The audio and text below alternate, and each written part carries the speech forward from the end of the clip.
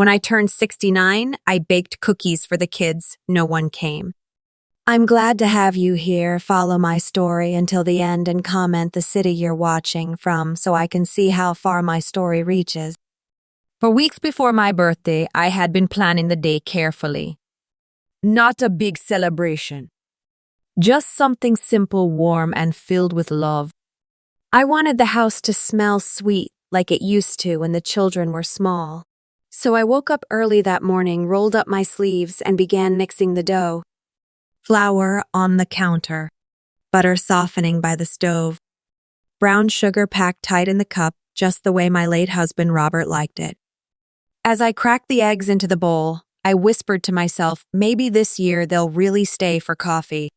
Maybe this year the house will feel full again. I could almost hear Robert's voice. Margaret, don't forget the vanilla. It makes all the difference.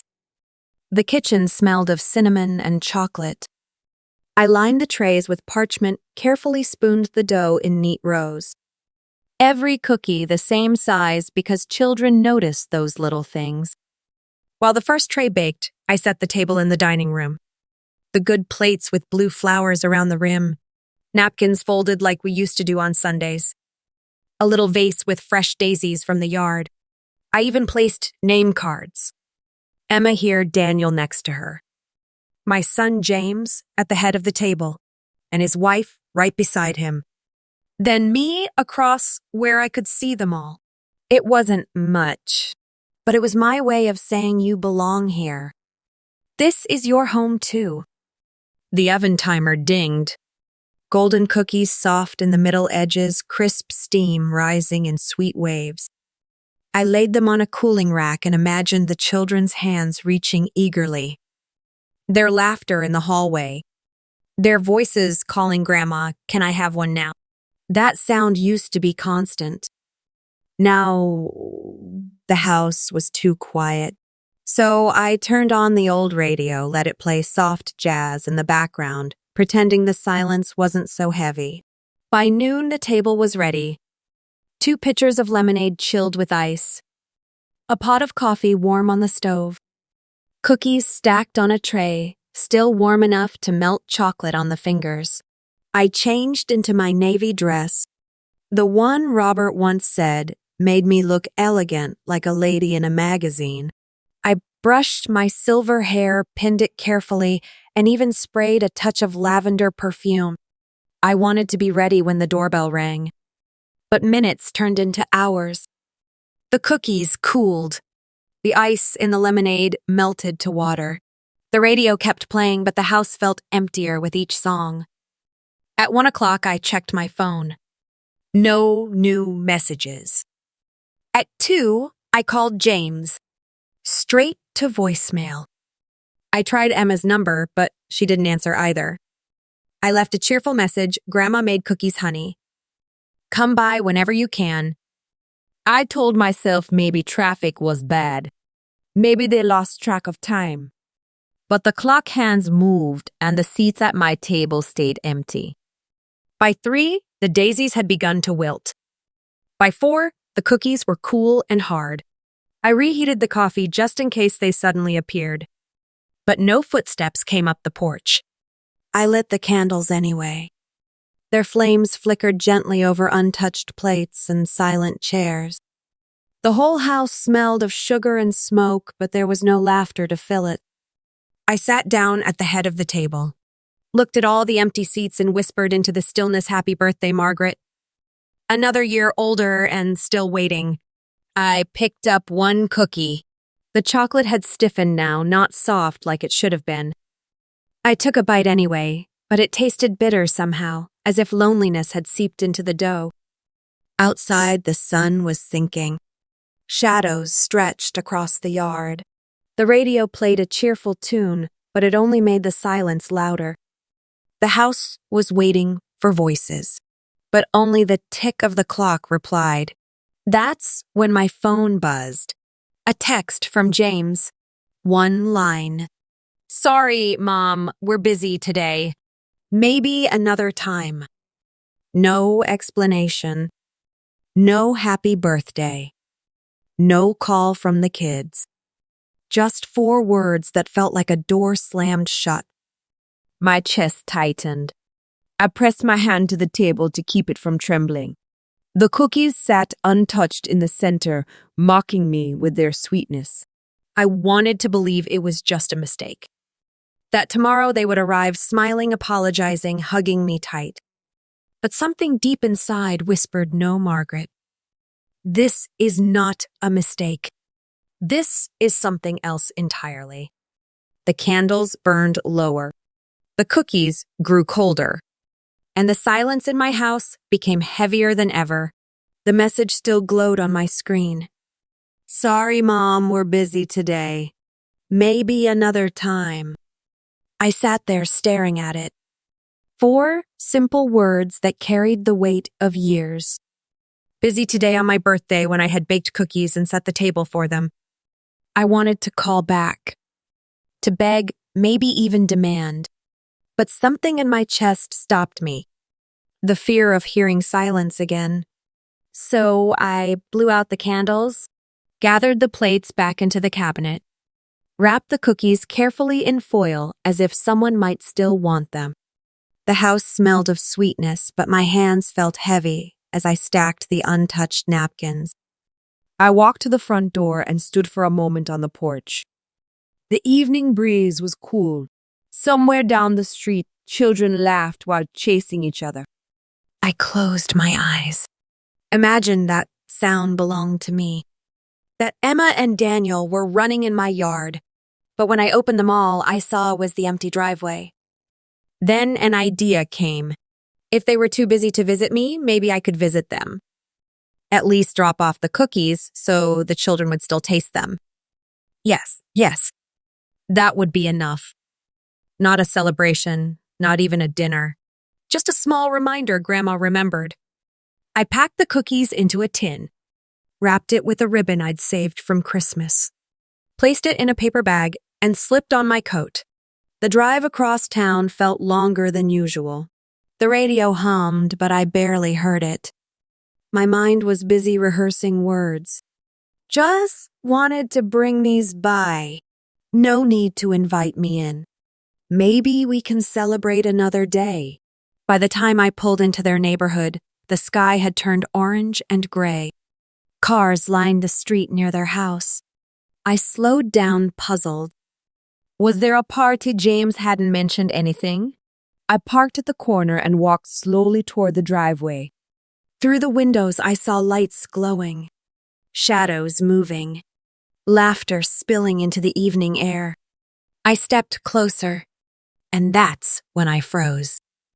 There they were. James, my son, Emma and Daniel giggling, and right beside them, my daughter-in-law, Claire.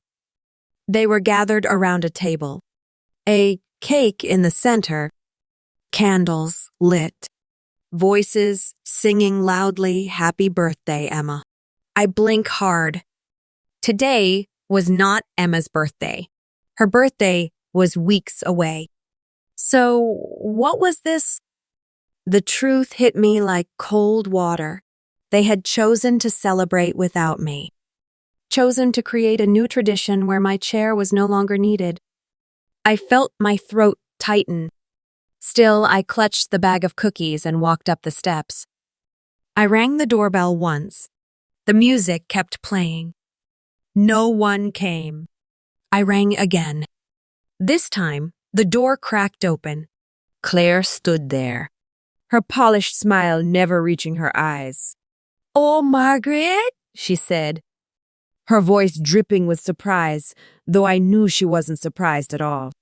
"I didn't know you were coming." I lifted the bag slightly. "I made cookies for the kids." My voice sounded smaller than I wanted. "Thought they might like some." Her eyes flicked down to the bag. She hesitated, then took it with perfectly manicured hands. "Well, thank you. That's thoughtful." I waited for her to call the children, to invite me in, even just for a slice of cake. But she didn't. She leaned her body forward, just enough to block the view inside.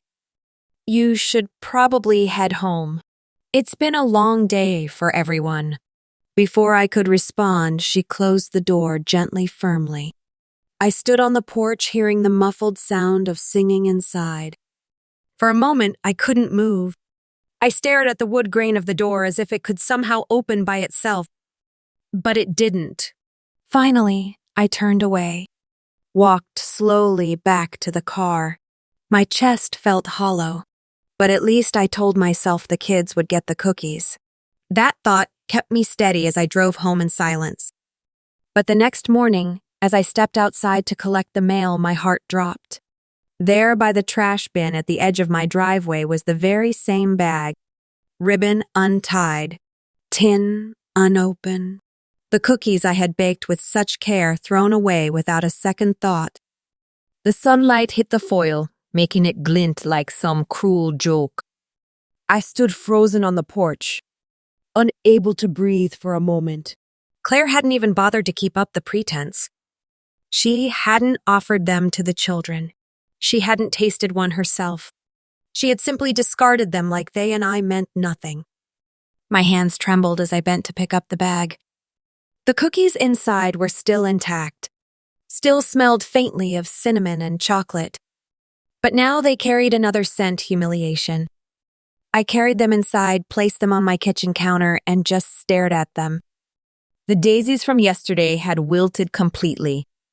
The table was bare again, and the silence felt sharper than it had the night before. I whispered aloud, was it always this way, or did I just never see it? The question lingered in the empty room. I thought of Robert again, how he used to protect me from the small cruelties of life, but he wasn't here. And now the cruelties came from within my own family. I sank into the chair, buried my face in my hands, and let the tears come quietly. Yet somewhere beneath the sorrow, a different feeling stirred. Something harder. Something that whispered this was no accident, and you must not ignore it. I sat at the kitchen table, the tin of cookies still in front of me. Every time I looked at it, my chest tightened a little more. The ribbon was crumpled, the foil torn. not from eager hands reaching for sweets, but from being tossed into the trash. I traced the edge of the tin with my finger.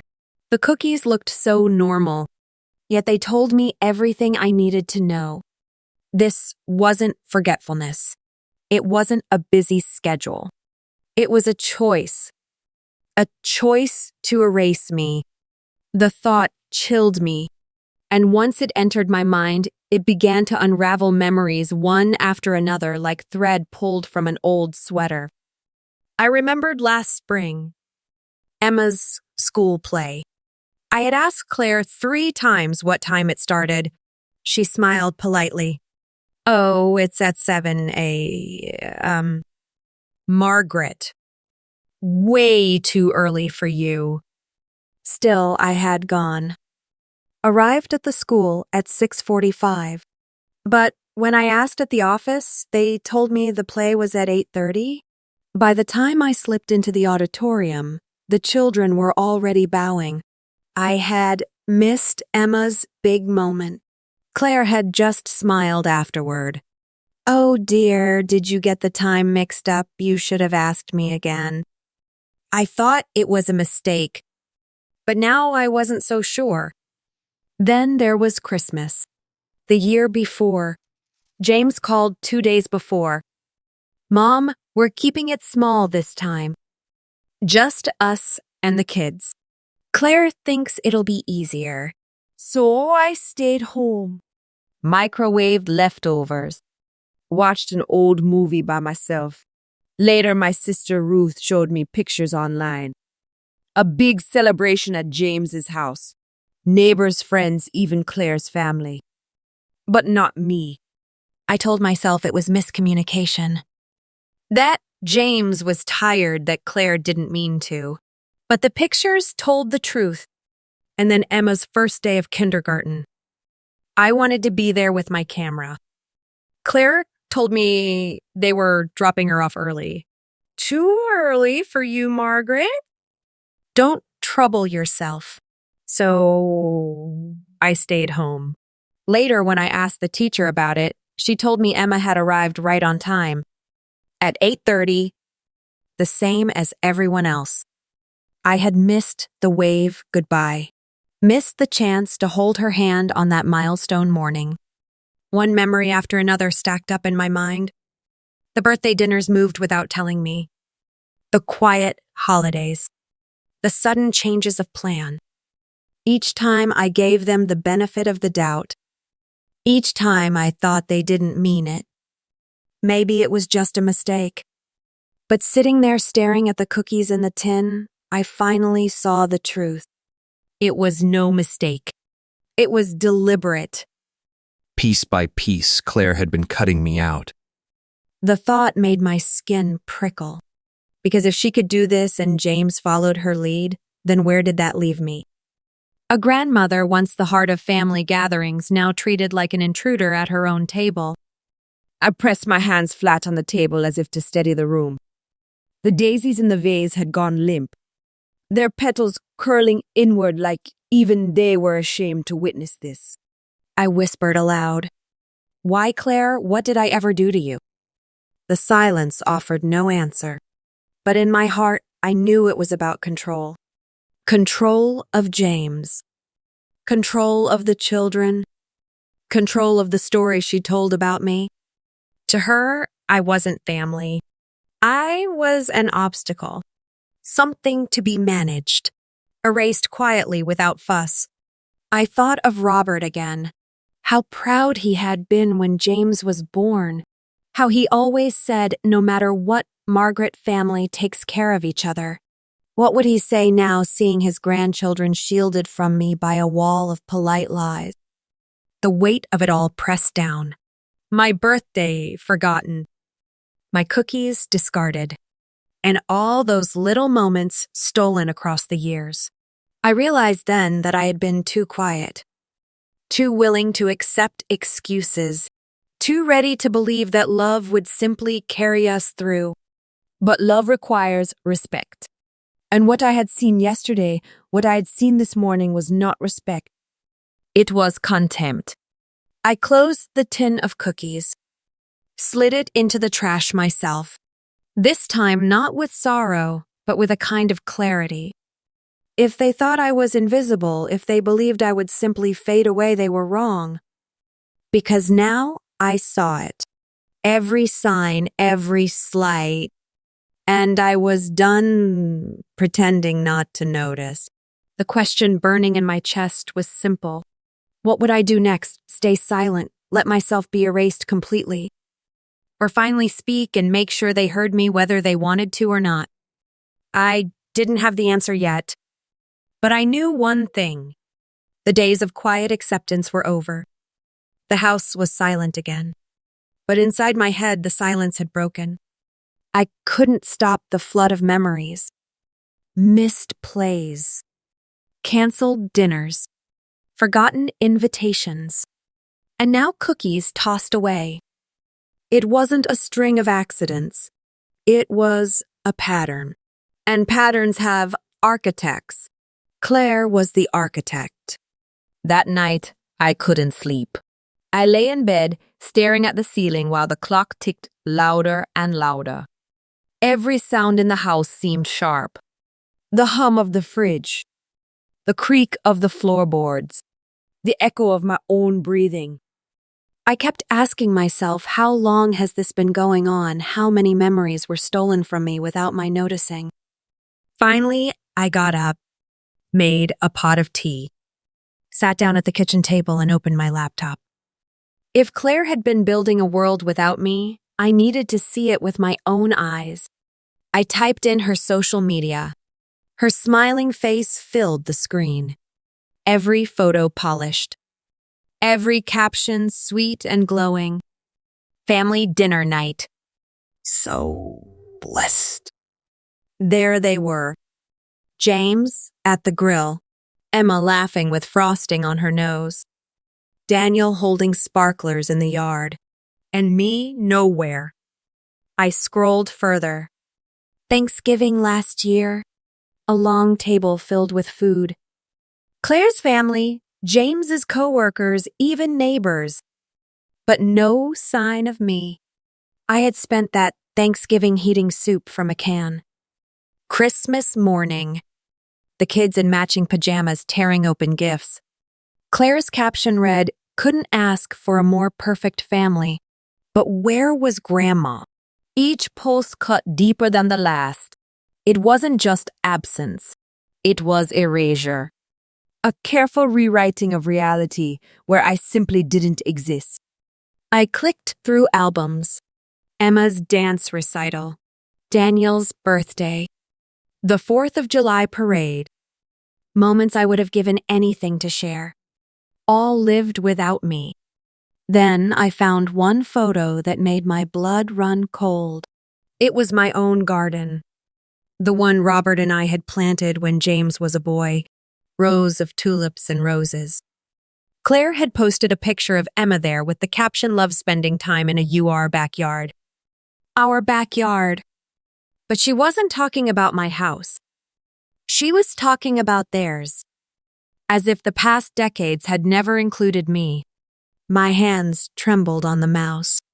I shut the laptop and pressed my palms to my eyes. This wasn't just thoughtlessness. It was deliberate storytelling. Claire was creating a narrative where she was the center, James was the proud husband, and the children were happy. And I was the shadow erased from the frame. The next morning, I went for groceries. The town was small. Everyone knew each other. At the checkout, Mrs. Harris leaned over. "Big party at James's house last night, wasn't it? Looked wonderful from the pictures." I forced a smile. Yes, it did. But inside her words burned. Big party. Wonderful. And not a single thought of why I hadn't been there. Driving home, I passed by James's street. 2 cars were parked outside. I recognized one. Claire's sister. She waved as she carried boxes inside. I slowed down, watching them unload. Through the open door, I glimpsed Claire arranging furniture, directing people with that same polished smile. She looked like the queen of the house, a house I had helped James save for when he first married. I had given them money back then for the down payment. Robert and I both had. We called it a gift, a way to help them start strong. But now it felt like I had paid for my own exclusion. I gripped the steering wheel tighter. This was no longer about cookies. This was about legacy. About how I would be remembered or not remembered at all. That evening, Ruth called. She sounded hesitant. "Margaret, I saw pictures from yesterday. Were you there?" The pause was heavy. I swallowed hard. No, Ruth. I wasn't invited. Her sigh was soft but telling. "I thought so." "Claire, no. She always a way of arranging things." I didn't want to believe it, but maybe you should start paying closer attention. Closer attention. Yes. That was exactly what I needed to do. After we hung up, I sat at my dining room table again. The daisies were gone now, the vase empty. And I stared at the bare wood, thinking about the future. If I stayed silent, they would keep erasing me. If I spoke up, James might dismiss it as my imagination. But if I gathered proof, real proof, then maybe the truth could not be denied. My chest rose and fell with a new rhythm. Not sorrow, not fear, but determination. Claire had written her story. Now it was time for me to write mine. I stood up, took the trash bag with the cookies still inside, and tied it shut. I would keep it for now. A small piece of evidence, a reminder of what had been done. Then I opened a drawer, pulled out an old notebook. On the first page, I wrote in bold letters, every slight, every exclusion, Every lie. And beneath that, the first entry birthday cookies. Thrown away. March 12. The pen shook in my hand, but my resolve grew steadier. I would not be erased quietly. Not this time. The notebook lay open on the table. My handwriting looked shaky, but the words were clear. Birthday cookies. Thrown away. March 12. I stare at the line for a long time. It didn't look like much. Just ink on paper. But it was more than that. It was proof. Proof that I wasn't imagining things. Proof that my pain wasn't some fragile memory. It was real. It had happened. For years, I had brushed things aside. Told myself not to be dramatic. Told myself family comes first. But where had that gotten me? Alone at a birthday table. Alone at Christmas. Alone while Claire smiled into every camera. The kettle whistled softly. I poured myself a cup of tea. But even as I added sugar, my hands shook. It wasn't fear anymore. It was anger. A sharp, steady flame that burned hotter with every memory. I thought of Robert. How he used to defend me even in the smallest things. Once a neighbor made a rude comment about my old car. Robert had stepped forward. She drives it because she loves it. And because it was ours together. Respect that. That was Robert.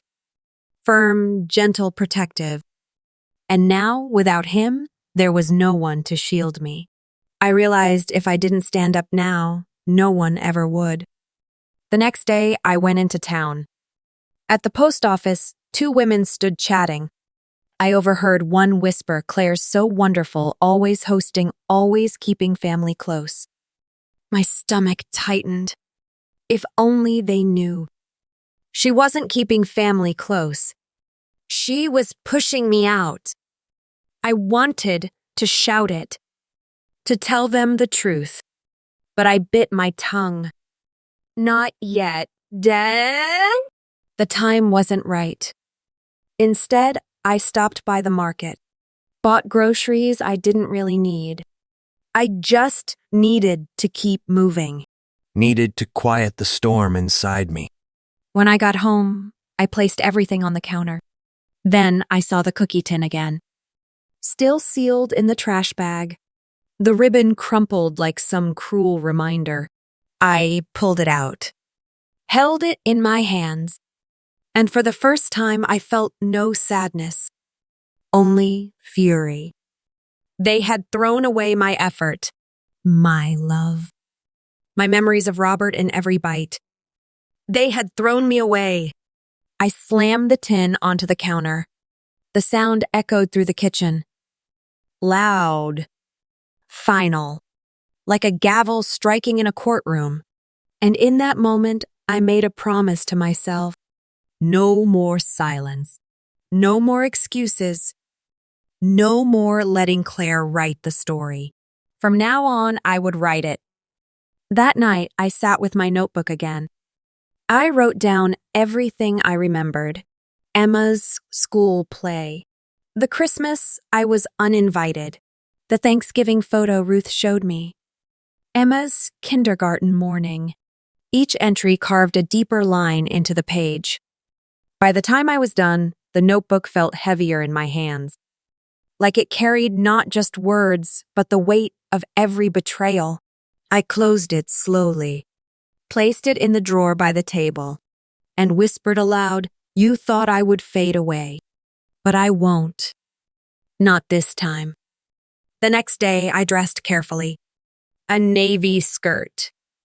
My pearl earrings. The ones Robert had given me on our 30th anniversary. I looked at myself in the mirror. The lines on my face were deeper now, but my eyes, they no longer looked tired. They looked sharp, determined. I whispered to my reflection, "You are not invisible. You are still here, and they will see you." As I stepped out into the sunlight, I felt something shift inside me. The sorrow hadn't vanished, but it had transformed into strength, into resolve, into a quiet, simmering anger that would no longer be ignored.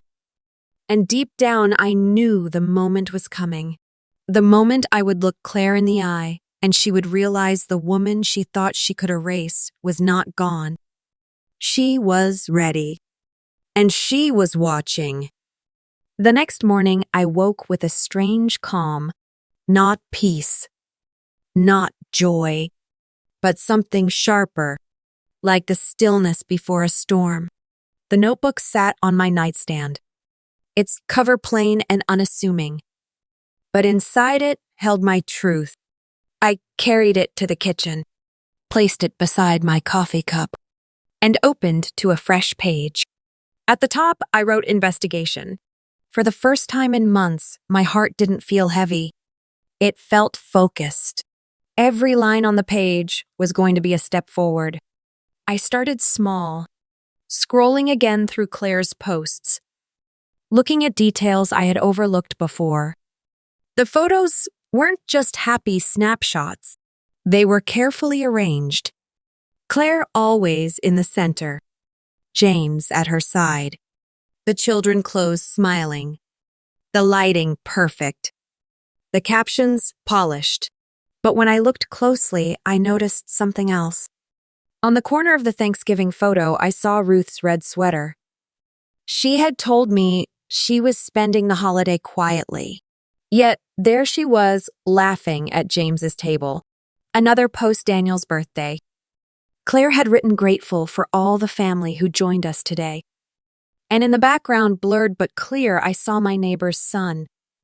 The one who used to mow my lawn? Family, or had she simply decided who counted as family now? I wrote it all down. Every inconsistency, every quiet betrayal. By noon, I decided to step outside. The air was crisp, spring edging into warmth. I needed fresh air to steady myself. At the grocery store, I ran into Ruth. She looked startled when she saw me. Margaret? Oh, hi! Her voice carried guilt, as if she already knew what I suspected. I looked her straight in the eyes. Ruth, were you at James's last Thanksgiving? She hesitated, then nodded slowly. Yes. Claire invited me. She said you preferred quiet holidays now. I didn't want to upset you. Upset me, the words rang like a bell in my ears. I tightened my grip on the basket. So she told you I didn't want to be there. Ruth lowered her gaze. Yes. I swallowed the anger rising in my throat. Ruth, that's not true. I spent that holiday alone. Her face softened with regret. Oh, Margaret, I should have known. I should have asked you directly. Her admission hurt, but it was also a piece of the puzzle. Claire wasn't just excluding me. She was spreading lies to make sure no one noticed my absence. When I got home, I wrote it down. Thanksgiving. Claire told Ruth I wanted to be alone. The notebook was filling quickly now. Each entry a thread in the web Claire had spun. That evening, I decided to test something. I called James. He answered on the third ring. Hi, Mom. Everything okay? His voice was polite, but distant, as if speaking to a colleague, not his mother. Yes, James. I was just wondering, do the kids have a recital coming up? A pause.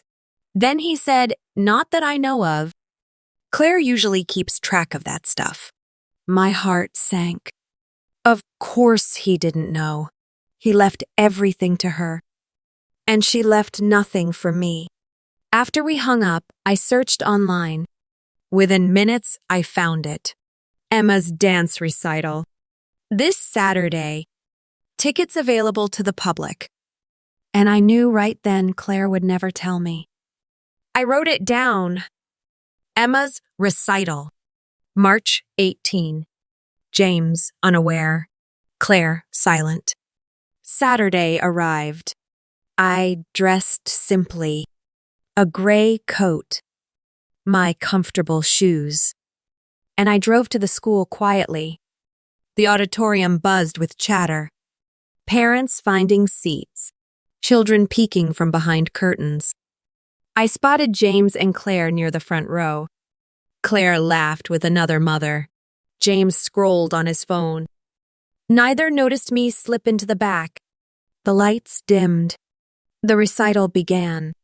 And when Emma stepped onto the stage, my heart ached. She was radiant. Her little arms graceful. Her smile wide. I clutched my hands together and whispered, "That's my granddaughter." Tears blurred my vision. Not just from pride, but from the knowledge that Claire would have stolen this from me too. When the recital ended, the children rushed to their parents.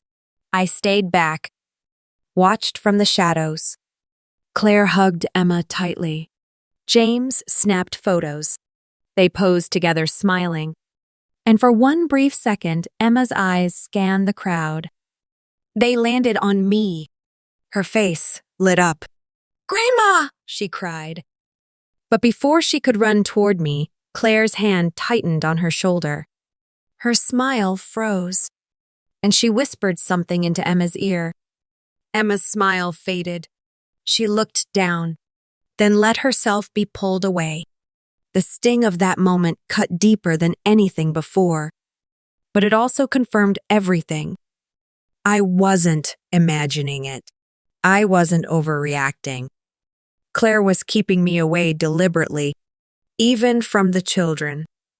That night, I wrote the entry in my notebook. Emma's recital.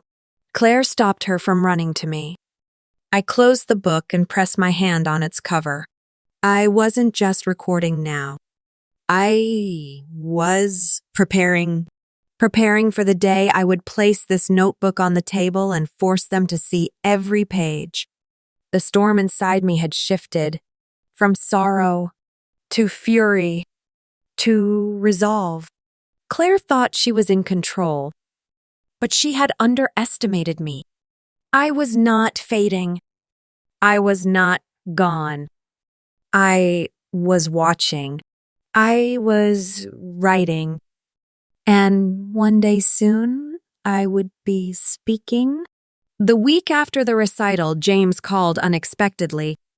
"Mom, why don't you come for dinner? Sunday. The kids would love to see you." His voice sounded casual, but too casual. Like an invitation forced, not chosen. Still, I said yes. Not because I trusted it, but because I knew this was the chance I had been waiting for. Sunday came with gray skies. I wore my navy coat and carried a pie I had baked. Not cookies this time. Something stronger, sturdier, like the resolve inside me. As I walked up the driveway, I saw balloons tied to the mailbox. Strange. James hadn't mentioned a celebration. When the door opened, Claire stood there, her smile too bright, her tone too sweet. "Margaret, how nice you could join us." She took the pie, barely glancing at it, then turned away before I could answer. Inside, the house was buzzing. Neighbors, friends, even Claire's coworkers. Not a family dinner. A party. I clenched my jaw. Of course. Another gathering where my presence was an afterthought. Emma spotted me from across the room. Her eyes lit up. "Grandma," she started to run toward me. But again, Claire's hand caught her arm. "Emma, sweetie, go help Daniel with the cups."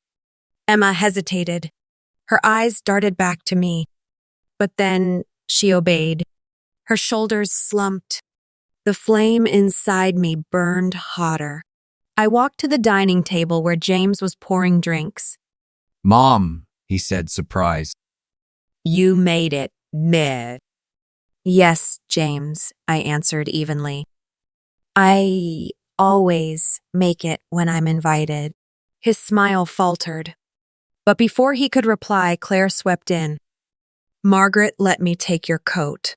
She didn't wait for my answer, just slipped it off my shoulders and hung it in the closet. Her voice carried a rehearsed warmth, but her eyes, they were cold steel. At dinner, I sat across from her.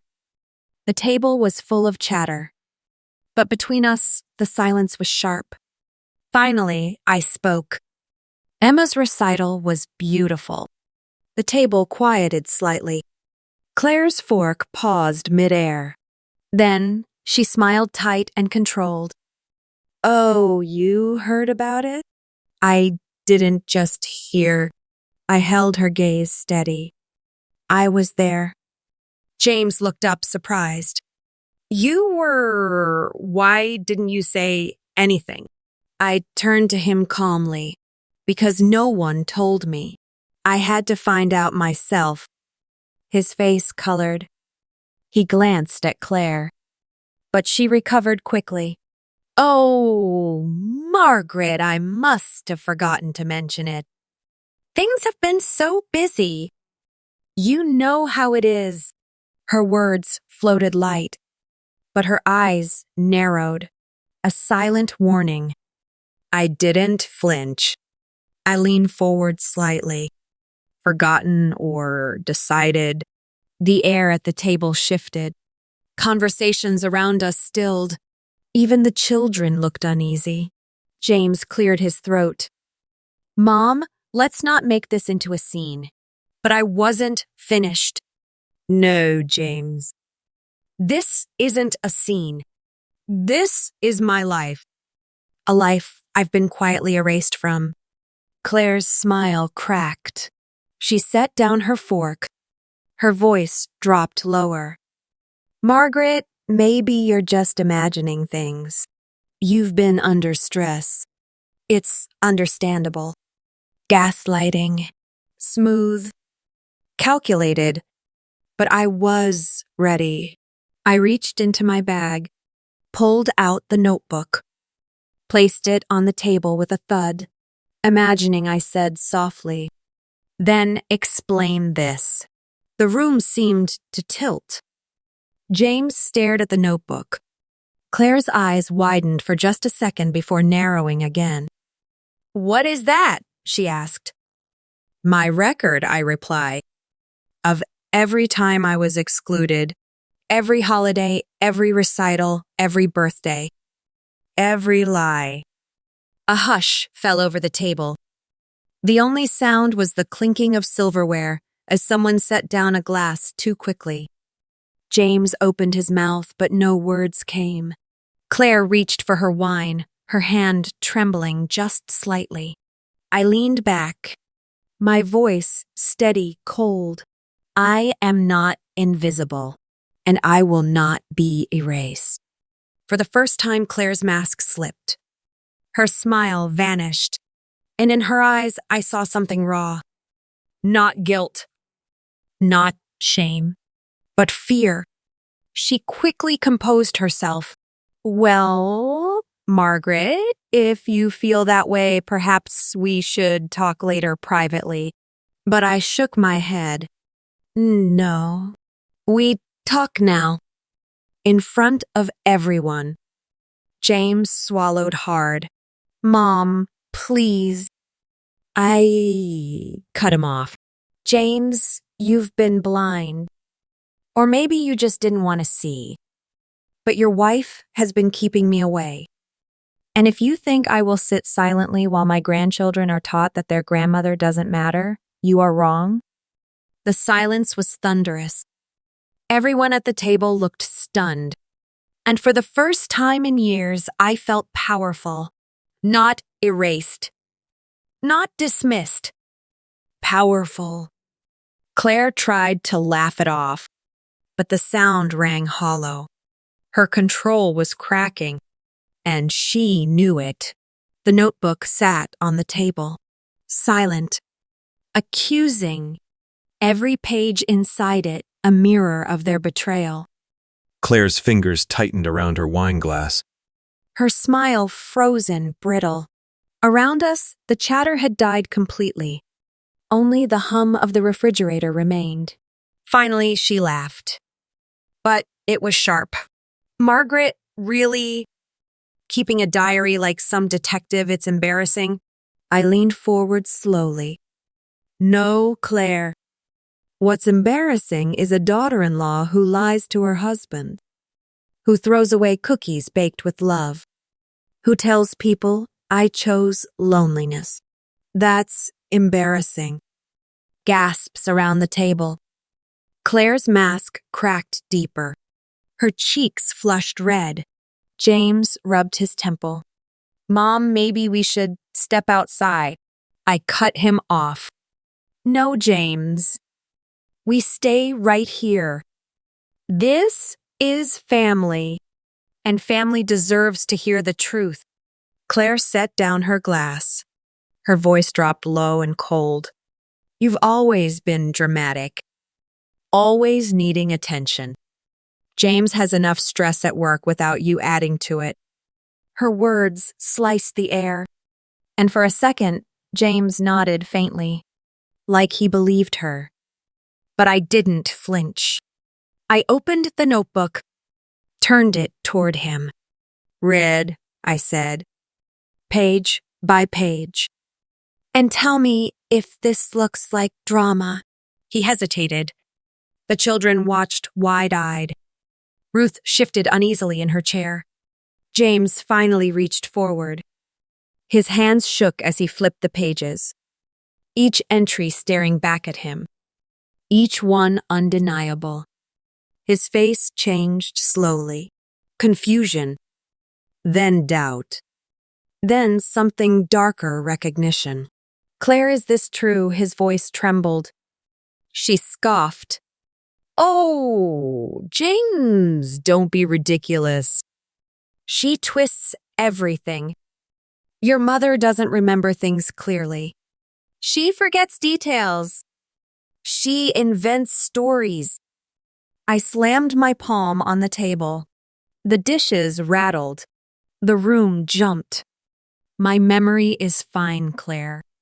I remember every word, every smile you used to hide your cuts, every whisper you planted so they would think I was weak, so they would think I was fading. But I am not fading. Her face hardened. The sweetness drained completely. And there it was, the truth behind the mask. You were never supposed to be here, Margaret.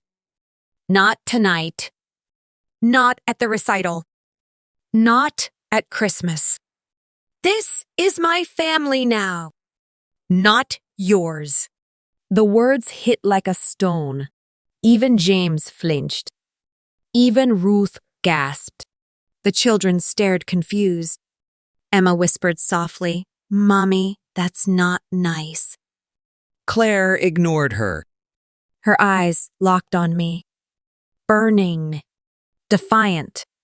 I held her gaze steady. And for the first time, I saw fear flicker in hers. Because she had said too much. She had revealed herself. James's face drained of color. He turned to her slowly. You said Mom didn't want to come. You said she needed rest. You said... His voice cracked. You lied. Claire's hand shot out, gripping his arm tightly. James, listen to me. She's manipulating you. She wants to turn you against me. But he pulled his arm free. For the first time, he looked at me fully. At the notebook. At the sorrow in my eyes. And I saw his world shaking. The silence stretched. Every breath heavy. Every second sharp. Finally, I spoke. Calm. Measured. Deadly clear. James, you need to decide. Do you believe the woman who erased me from your life or the mother who gave it to you? The question hung between us. Claire's lips parted, ready to strike again. But this time the power had shifted. She knew it. And so did I. The room was frozen, the notebook still open. Claire's words still echoing. This is my family now, not yours. I could feel my pulse in my throat. Hot. Pounding. Every muscle tight with fury. James stared between us, his face pale. His lips parted, but no words came. Finally, he whispered, You said she wanted to be alone. You told me she refused holidays. You told me she was tired. Claire's smile twitched. She leaned closer to him. James, darling, listen to me. She's confused.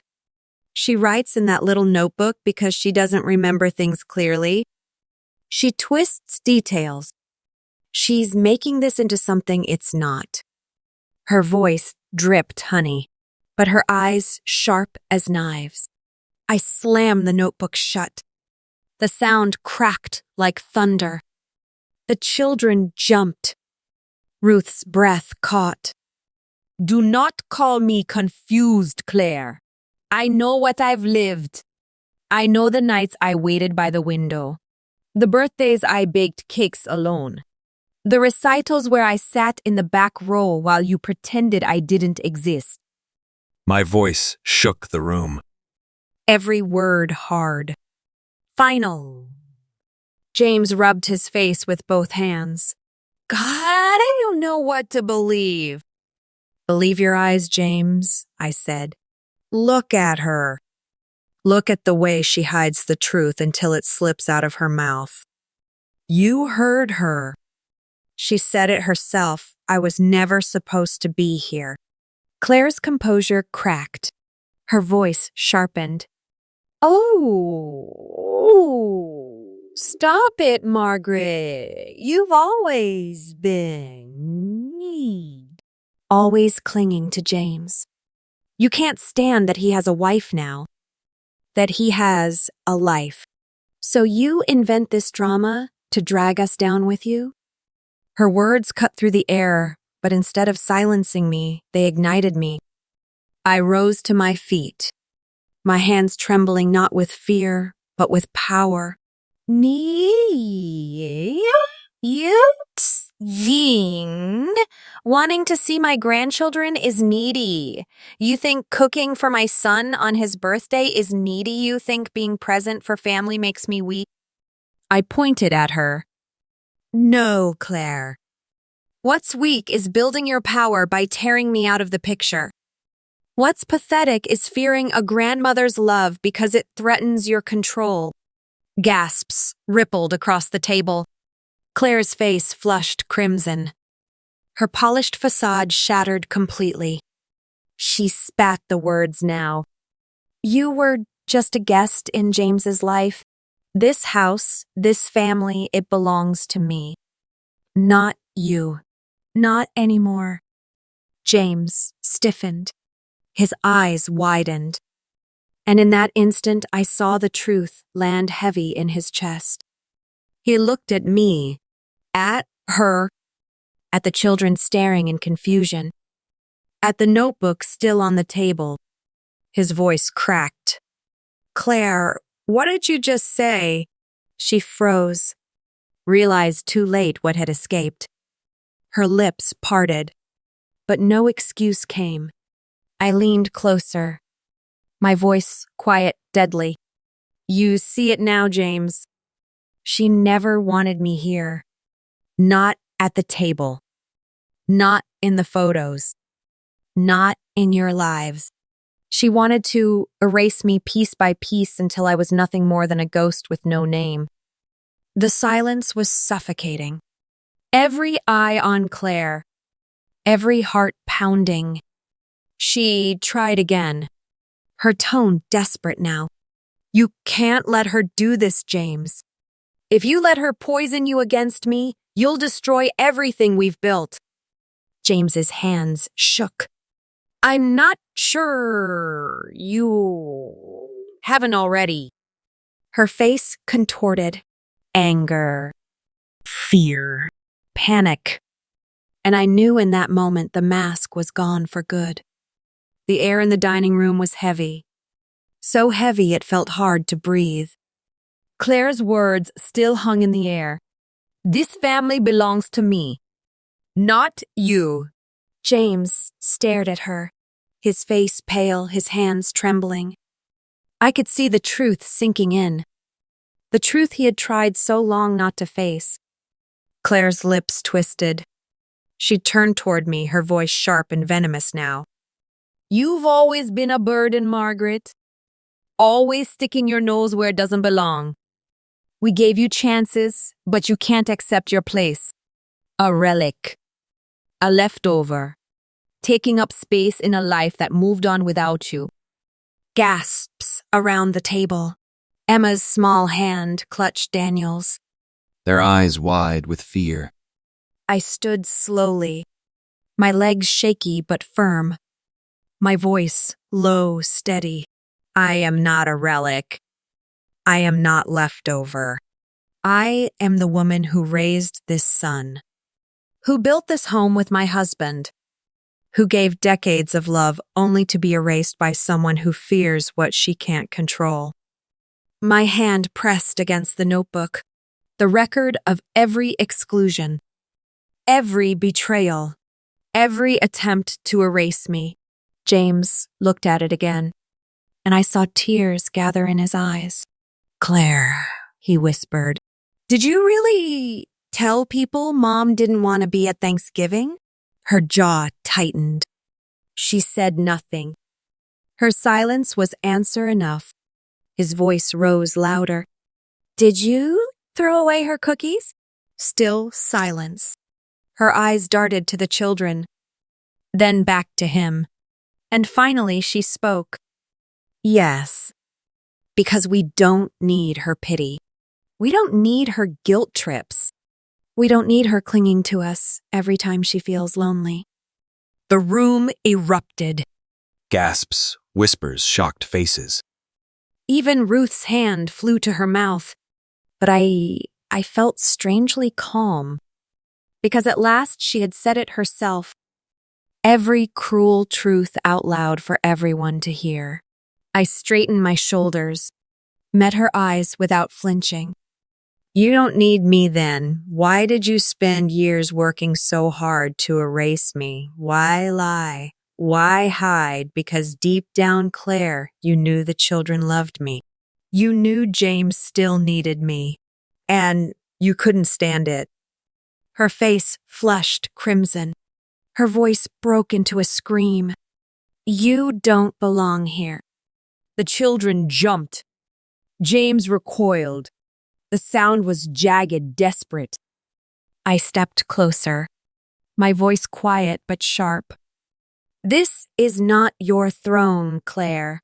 This is a family. And family isn't ruled by fear. It isn't built on lies. And it isn't yours to own." The room fell into stunned silence. Claire's chest heaved. Her eyes darted wildly. She had lost the room, lost her mask, lost control. And James knew it. He pushed his chair back, the scrape of wood against tile loud. He rose slowly, his gaze fixed on her. "Claire, enough." Her head snapped toward him. "What do you mean, James? She's twisting everything." "No." His voice was steady now. "Final. No more lies. No more games. I heard you. I saw you. And I can't ignore it anymore." She froze. Her mouth opened, closed. The power she had clung to was slipping from her fingers. James turned to me, his eyes full of sorrow. "Mom, I'm sorry. I should have seen it sooner." My throat tightened. I wanted to cry, but I held my tears back. "Not here. Not now." Claire's voice broke again, high, frantic. If you side with her, James, you'll regret it. You'll lose me. You'll lose everything we've built. His answer came without hesitation. If what we've built is based on lies, then maybe it's not worth keeping. Her face twisted in shock.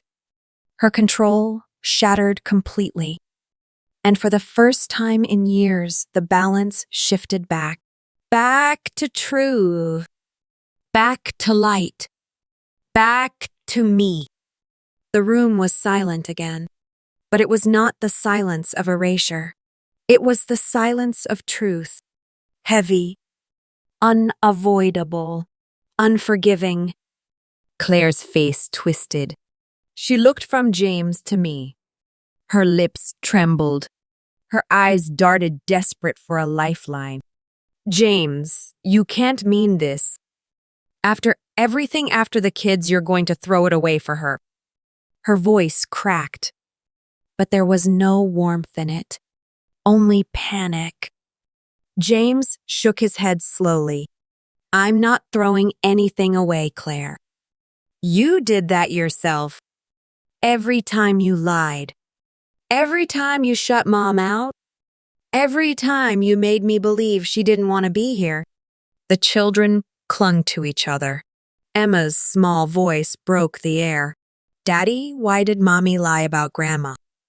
The innocence in her words was sharper than any blade. Claire's shoulders sagged. For the first time, she had no answer. I knelt beside Emma, brushed her hair back gently. My sweet girl. None of this was your fault. I love you. I always have. And I always will. Her eyes filled with tears. She threw her arms around my neck. And in that embrace, I felt years of erasure dissolve. Claire slammed her fist on the table. Stop it! Stop turning them against me! Her voice was wild. Her control gone. Her mask shattered. James stepped between us. Firm. Protective. No, Claire. You did that yourself. You turned them against you when you turned them against my mother. Her face went pale. Her breath shallow. She looked smaller now, like a queen dethroned in her own castle. Ruth finally spoke, her voice quiet but steady. I saw it too, Claire. The way you pushed Margaret out. I didn't want to believe it, but tonight there's no denying it. Others at the table nodded softly. The truth had spread. The web had snapped. I rose to my feet slowly. For the first time in years, my shoulders felt lighter. My chest open. My breath full. I looked at Claire. Not with fear. Not with hatred. But with something stronger. Pity. You worked so hard to erase me, Claire. But here I stand. And here I will remain. Because family isn't about control. It's about love. And love cannot be thrown away like cookies in the trash. Her eyes widened. The final blow had landed. Not shouted. Not screamed. But spoken softly, irrefutably. James turned to me. Mom, I can't undo what's been done. But I promise you this. I will not let it happen again. My throat tightened. Tears blurred my eyes. But these weren't the tears of sorrow. They were tears of release, of vindication, of freedom. The children hugged me tighter. Emma whispered, I don't want you to go away again. I kissed her hair. You'll never lose me, sweetheart. Not ever. Claire staggered back from the table, her voice hoarse. You'll regret this, James. You'll regret all of it. But her words rang hollow. No one believed them anymore. The room had shifted. The power was gone. She grabbed her coat, stormed toward the door. And for the first time, she walked out alone. The door slammed behind her, and the silence that followed was not heavy anymore. It was clean, like fresh air after a storm. James sank into his chair, buried his face in his hands. God, Mom, what have I done? I placed a hand on his shoulder. You were blind, but now you see. That's enough for today. He nodded slowly, his shoulders shaking. I'll make it right. I swear it. I looked around the table, at Ruth, at the children, at the neighbors who had seen too much but now understood. And for the first time in years, I felt seen again. Not erased, not forgotten, seen. The storm had broken. And though the wreckage lay all around us, I knew in my heart this was the beginning of freedom. The door had slammed shut, but the echo no longer frightened me. It sounded like release, like the chains snapping, like freedom. I stood in that dining room surrounded by silence, but for once it was not a silence of absence. It was the silence of peace. The children were still holding me, Emma's cheek pressed against my shoulder, Daniel's small hand clutching my sleeve. I kissed the top of their heads, whispered softly, "You are my heart, and nothing will ever keep me away again." James lifted his head slowly, his eyes swollen red, but there was clarity in them now, a clarity I had not seen for years. Mom, I will fix this. I will not let her erase you. I promise. I touched his cheek. You don't need to fix the past, James. You only need to see the truth now, and never let it be hidden again. He nodded, and for the first time in so long, I felt my son return to me. Later that night, back in my own home, I lit a candle on the kitchen table. Not for sorrow, but for light. The notebook lay open, its pages filled with every hurt, every exclusion, every lie. I ran my hand across them slowly, and then with steady fingers, I turned to the very last page. At the top, I wrote tonight, and beneath it, I wrote one final line. The truth was spoken. The silence was broken. I am seen again. The pen did not shake this time. The ink flowed strong. Certain. I closed the notebook, placed it on the shelf, and for the first time, I no longer felt its weight, because its work was done. The next morning, I stepped into my garden. The tulips Robert and I had planted were beginning to bloom, their colors bright against the dew. I knelt beside them, pressed my hand to the soil, and whispered Robert I kept my place. They tried to erase me, but I am still here, and I will not be silenced again. The breeze carried the words away, but in my heart I felt him hear them. In the weeks that followed, the children visited me often. We baked cookies again. This time, their laughter filled the kitchen. Not silence. Not absence, but joy. Neighbors stopped by. Ruth joined me for tea. The phone rang with invitations instead of excuses. The emptiness in my house had lifted because I had lifted it by refusing to disappear. And Claire, she stayed away. Her voice no longer shaped the story. Her control no longer ruled the table. I did not need revenge. I only needed space. And in that space, I found peace. Now, when I look in the mirror, I see not a relic, not a shadow, but a woman who stood tall even when others tried to bury her. I whispered to myself, you are not erased. You are whole. You are free. And the question I leave with you is this. If someone you loved tried to erase you from your own family, would you stay silent? Or would you rise and fight for your place at the table?